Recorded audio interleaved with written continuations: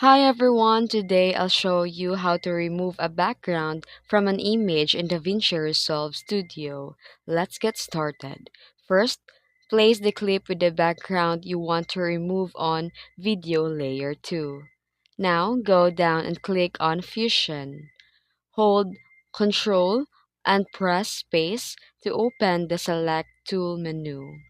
Then type in the magic mask in the search bar.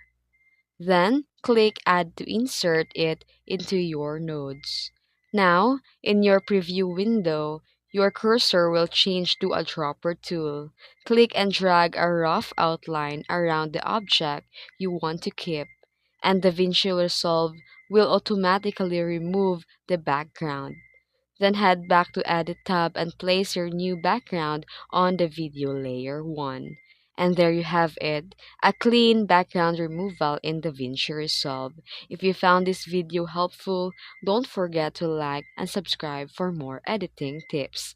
Thank you for watching. See you next time.